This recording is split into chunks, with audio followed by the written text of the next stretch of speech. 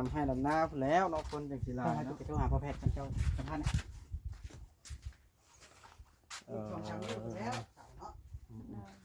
เอาหางครบแล้ว3เสาผมไปบัวเลยแม่โอ้เป็นไงใช่ไหมเนี่ยพาลูกพาเต้ากินข้าวยัง กินเจียวปลาทู กับหน่อไม้ต้มบ่ฮะ บ่ ลูกสาวไปมาจะไปจับยาเพิ่น ถือจับถือห้อง อาบน้ำมันอยู่บ่นี่ ไปมาเรียนดินขณะฝนตกหยิ่ๆเมื่อวานกูมานอนแข่งฝนนอนตีซ้าย เอามาแต่สิโนไม่เมื่อยพากันพักผ่อนซะนะก็สิได้กลับกันบ้านเลยพุ่นละทางเบิ่นค่ำๆพุ่นละสิมาลิ้นน้ำไหม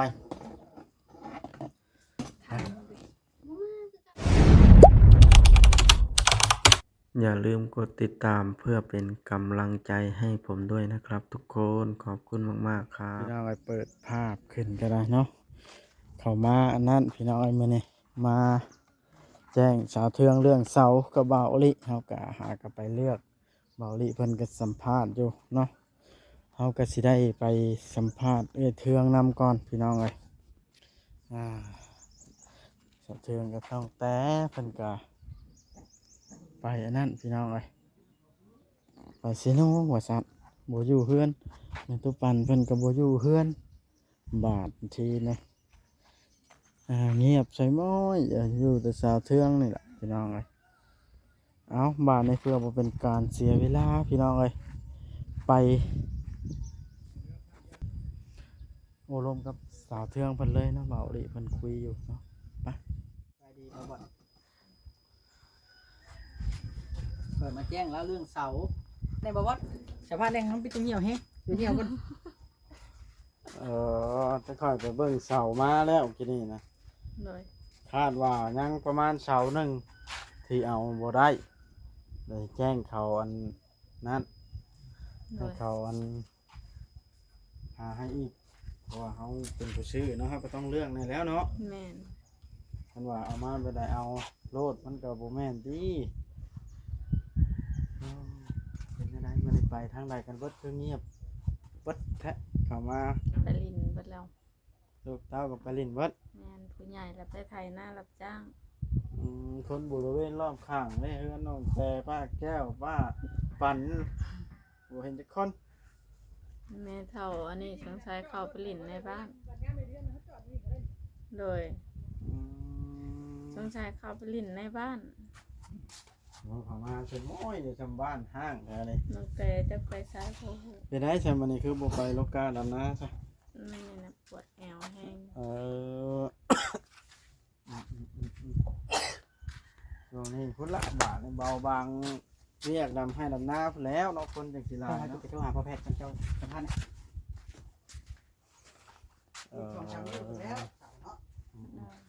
เอาหางครบแล้ว3เสาผมไปบัวเลยแม่โอ้เป็นไงใช่ไหมเนี่ยพาลูกพาเต้ากินข้าวยัง กินเจียวปลาทู กับหน่อไม้ต้มบ่ฮะ บ่ได้ไปหาหน้ำไม้เลยมันนี่ก็ได้หมู่ชวนไปลูกก้าอีกก็บ่ได้ไปว่าเบรกก่อนว่าเจ็บท้องอันเจ็บแอวแห้งว่ะ ลำบากไปหาหน่อไม้กันเนาะ แม่น บ่มีรถจักรเนาะ บ่มีรถ ใช้ชีวิตการที่บ่มีรถนี่ลำบากเกิดได้ไปหันมานี่ มีซาเล้งเนาะ แม่นมีสลิงเดิไปแก่หันแก่นี่เนาะ อืม ข้าวน้ำซ้ำปลากับสลิงแก่ก็ได้โอ้น้ำในฟืนหลัวเนาะแก่เป็นไงรถไถนี่มันบ่มีม็อกมันบ่สาเหตุจังบ่ได้ใช้งานนะ ในอย่างว่าโครงมันบ่โหนเป็นอย่างโครงจักไม่ใช่ได้ โครงมันน่ะค่อยฮู้อยู่สาเหตุน่ะ เป็นได มันดึกดำบรรพ์ มันละเก่าใช่บ่ได้ แม่นมันดึกดำบรรพ์ ทั้งเบอร์ อันโคมนะอันโคมรถนะซื้อใหม่กับประมาณ20,000นี่แหล้ว10,000ปลายเนาะ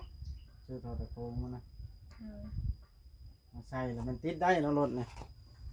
โอ้โหกับม็อกมัน มอก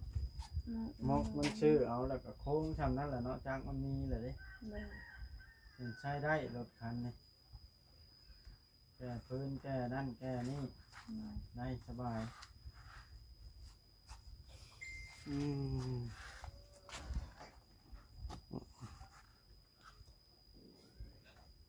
อยู่ผู้เดียวมานี่เนาะลูกเป็น10ไปเบิดแล้วแล้วก็ไปลิ้นเขาแล้วหน่อย ยังหมอแว่นอะไรอยู่เทิง วันหยุดเชิง เลย เอ้าไม่เมาดิตก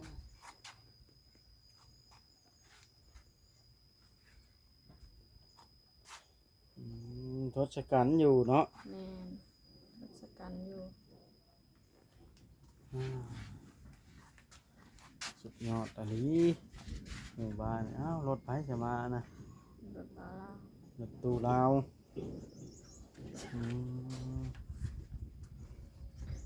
เอาเมาดิเมื่อไรชาวสิมาฮอดนะจ๊ะ อีกประมาณ2 วัน3 วันนี่แหละ อ๋อ นี่จะว่าสิบอกทางด้านเวทเทืองกับไอ้เทืองเนาะ มองมายังมาทันกูอยู่เทิงเจ็บแอวบ่อยากลุกไปไทย บอกเวทเทืองกับไอ้เทืองน่ะเตรียมห้องไว้เอาบนนี้แหละสอดไว้แถวนี้แหละเนาะเอาห้องแล้วก็ไว้มันมีเสายาวนี่เสาสั่นนี่สั่นชุดยัง3 เมตรปลายแล้ว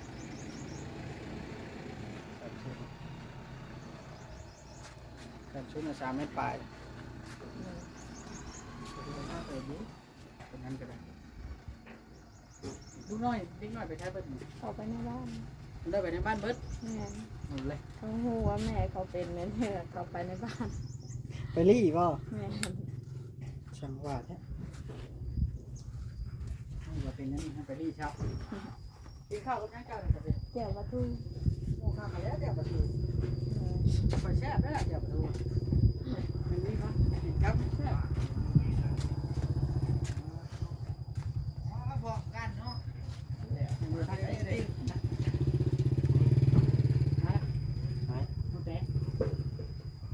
น้อ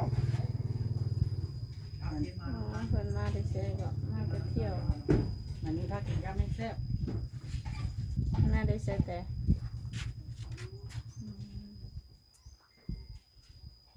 ดีจะเรื่องเลยเนาะมันฮ้อนแห้ง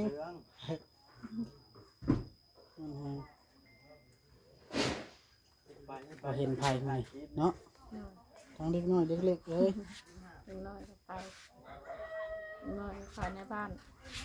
มัวอายใหญ่แล้วไปขายหน้ารับจ้าง กับจ้างไทยได้บ่ แม่น แล้วไทยเป็นอยู่ตัวเลย ใครเป็น จ้างน้องลิงได้เถื่อหนานี่วะดิเห็นบ่ เป็น แต่ว่าเร็วจะได้เนาะไว้ปีหน้าเนาะ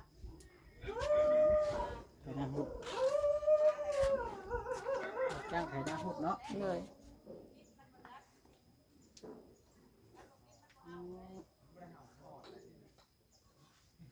ดีพี่น้องเนาะมาบอกสำนั้นละเบาลิก็ได้ไม่ได้มีอย่างหลายดอกแม่เอาไปเรียนเลยเดี๋ยวเบาลิจะขอจบคลิปก่อนแล้วให้บาบอสพุ่นละเข้าไปเบิ่งตอนชาวแต่เด้อแม่โอเควันนี้ชาวเทืองเด้ออยู่ดีมีแห้งเด้อขึ้นไปพักผ่อนช้าเจ้า สบายดี สบายจ้ะไม่ค่อยบอกพอจ้อยพี่น้องเนาะ พี่น้องเลย เดี๋ยวมาไว้อยู่ สะเทือนขึ้นพรอยู่เทิงดีกว่าลำ10 แอวไปต้อนนางกระแตกันนางกระแตมาแต่ซีโนพี่น้องเอ้ยว่ารถไฟคนไปครับทางลาวพาเพลินพี่น้องอ้าวเป็นอย่างน้อบาดเลยมาฮอดพากันเว้าอย่างกันอะไรได้อย่างหลายแท้ในสบายดีว้าวโทได้ของมาต้อนได้พร้อมบ่นี่ฮะคุณนะโอ้ได้ขับปุ้น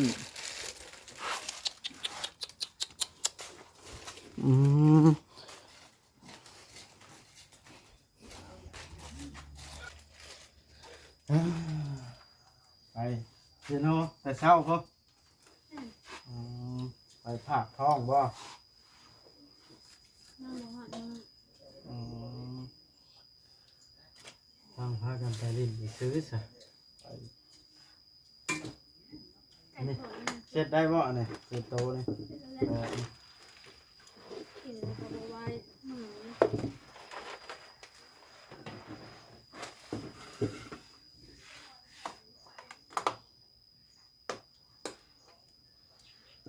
ไปซื้อนะอยู่นะกินอืมแล้วยังมาตอนน่ะ นี่ ฮะ ตำมะพุงใส่กระปุก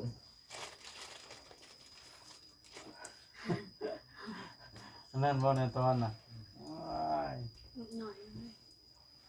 ไปซื้อน้องงัวมาแหน่ สวยอยู่ น้องงัวก็ได้ มีคนน้องงัวเอาเล่นสิมีอีหลีอยู่เดี๋ยวนี้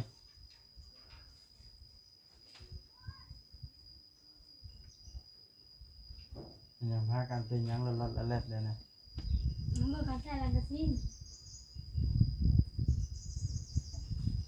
ต้องไปจบลานจบต้องไปหนึ่งเขา พากันเกลือปลาเกลือหยังแล้วเราไปป่ะ ไม่ได้เกลือชาบุจักมาเลยเจ้าเกลือบ่ คนลืมนะ ตั้งแต่นี่มีเงินหลายเลยนี่ว่าแต่บ่มีเงิน เพราะมันในเป็นถ่ายมาให้วันเกิดเพื่อนก็เลยซื้อเพื่อนก็เลยถ่ายมาให้ซื้อกิน เอาแม่น้ำบ่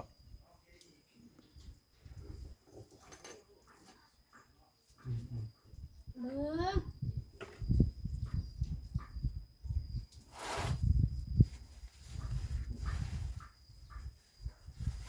ลูกแต่เพิ่นสิเหงาเนาะอยากมาน้ำหมู่ อยู่แต่เฮือนปู่มีหมู่จักคนน่ะผัวก็ไปทำงาน คือขี่รถเองมา โอ้ยมาน้ำเมามาอันนั้นมาเบิ่งเสาเพิ่นเสาเทืองเอาซอยแล้วละบ่อะนะ เสาไม้นะ งานมาเบิ่งแล้วเขายังบ่ทันครบ เมื่อได้สะน้องจะมาบ้านเมียเรา เว่าเล็กมาอีกประมาณอาทิศนึง2 อาทิตย์นี่แหละประมาณนี้แหละถ้าสิมาอีก จะมือมา หลบมือนี่แหละมือหนึงแล้วก็มามือสองก็มาไปกลับนะเอาอะไรก็ได้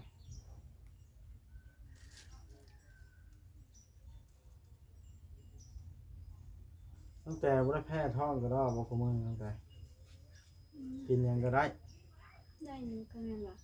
แบบเหมือนบ่อยากเข้า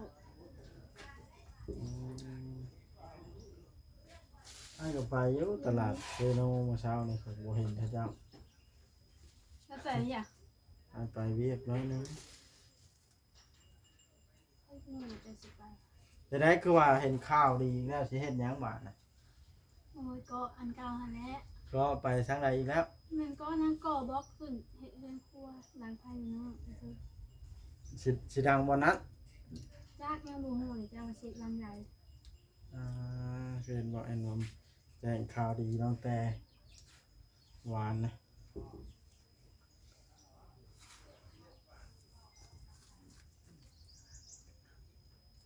ก็ขึ้น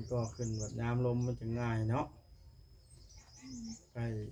ชีวิตยามผลก็อีก2 เดือน 3 เดือนเข้าเดือน11 12ก็ลมหิวขึ้นมาเพิ่นก็ได้ความลูก มันบ่สบายเลยมันเป็นไข้มันบ่กินข้าวลุง เวลาเราไปส่งเงินลูกแล้วบ่ก็ไปนำมือเลย บ่มาเช้านี้ลัดรถไปมันก็มานำมาสิ อ๋อเช้านี้ขี่รถโดยสารไป นั่น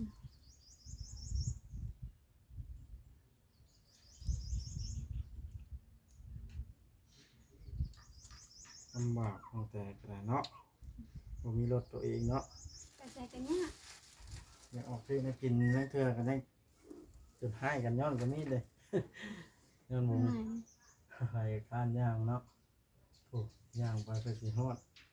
อยากแน่บ่แน่อดเอาไปซื้อหยังก็ได้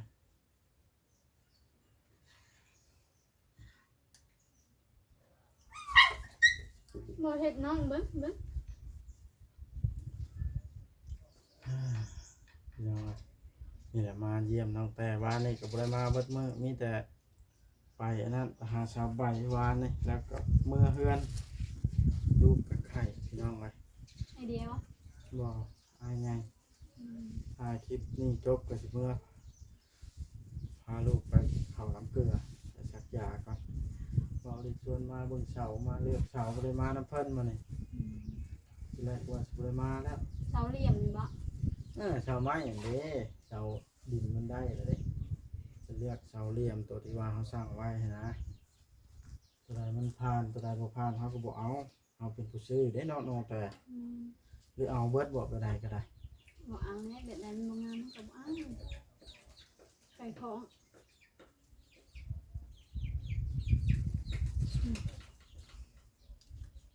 ผูกอยู่บ่ไกลยังผูกอยู่บ่นะ ผูกแข็งมันซื้อมันของ โอ้ยอย่าไปผูกมันลื่นเลยเฮ็ด มันบ่เรื่องคอน ฮะ ตอนแรกเขาได้จับขึ้นคอน เอานอนอยู่ไสล่ะ กกอันนั้น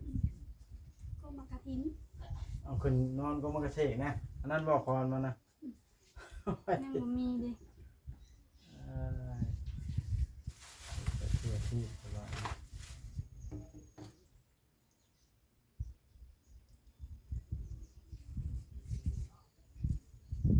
พากันดีข้าวกินน้ำแล้วน้องใจ ยังขายังใบหนึ่งไปแต่ข้าว กินกับต้มขนมไป อืม อืม เอาแล้วอย่าดื้อ โอ้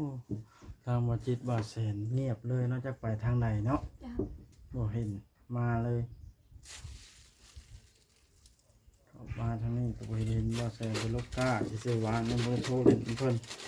เป็นได้คือบ่เข้ามานี่ ไม่ได้ใส่ดำหน้าลุงยัง จักว่าบ่เอิ้นอันนั้นก็ได้ อื่นนี่โลกาโลกอะไรบอกะ ว่าสิลูกตัวแรงนี่แหละ มาเอาเลยด้วย มันทางรถไปบ่ฮอด น้าโคกบ่ หน้าทงหน้าได้ขี่รถไถเอาทงรถไถก็คันตีนเล็กตีนหยังยึดหน้า สเล่งเมียเจ้าหันเด้ ไปออกไปมันก็ได้ซ้ำสิสุกแล้วไปมันมีแต่หนองนะส่วนมากมีแต่อันขี่รถจักรเดียวไปได้นะว่ามันจมอยู่นั่นก็ลงสุก เอาเจ้าก็มาเอาให้รถจักรมา อาชามนะมองไปทั่ว อ้าว เดี๋ยวพาล่มคาฮักเตือนช่องได้ใช่ไหม โอ้เจ้าก็บอกปานนั่นดอกว่า หนองอันย่านนี่ เอาอันไหนมันยากก็ลงยางเลย อยากดำแท้นะเดี๋ยวมาเอาเรามาโคกเลย เนาะ ได้ไปอยู่แล้ว บ่มีเงินใส่ ได้ไปอยู่แล้วดำนาโคกเนี่ยคันมาดำนาโคกนะนาโคกมันทางยากอะอยากไปแน่ว่าอยากไปแน่อันยังยอมไปนะ ยามนี่ขันยามได้ง่ายอยู่ลูกเป็นน้องลูกใครลูกมันวะนี่วันนี้เราตัวน้อยนี่บอกคือทำอิฐของน้องแต่ตัวน้อยนี่ลูกสาวใครมาคือจะจับยาเพิ่น ถูกจักถือห้อง อาบน้ำมันอยู่วะนี่ ไปมาเรียนดินขณะฝนตกหญิเมื่อวานกูมานอนแข่งฝนนอนตีสาย เอามาแต่สิโนไม่เมื่อยพากันพักผ่อนซะนะอ้ายก็สิได้กลับก่อนบาทนะพุ่นละฟังเบิ่นคำพุ่นละสิมาลิ้นน้ำไหม ถามเลยมาคือเก่าจำมื้อนี้นะบอกว่า มาวานนี้ยังมา เกือบมาขั้นฝนบ่ตกเนาะเอาเหลี่ยมมาใช่ฮูบกันโอเคสบายดีเด้อ พี่น้องในบ้านนะเราก็สิได้กลับก่อนในบ้านในกระบ่าวโอริพี่น้องเลยมาลูกก็บ่สบายสิเมื่ออยู่น้ำลูกก่อนมาเนี่ยพี่น้องเลยติดไข่น้ำเอ้ยมันนะนิดลูกลุงจานนะมันมาอยู่น้ำกันเลยติดเนาะยากแล้วเด็กน้อยไข่มือใจไข่ติดต่อพี่น้องเลย เอาโอเคเด้อบาทในคลิปนี้สิจบเพียงซ้ำนี้สักก่อนพี่น้องเอ้ยกลับได้บาทเลยเนาะสำบายดีเด้อสวัสดีพี่น้อง FC ทุกท่าน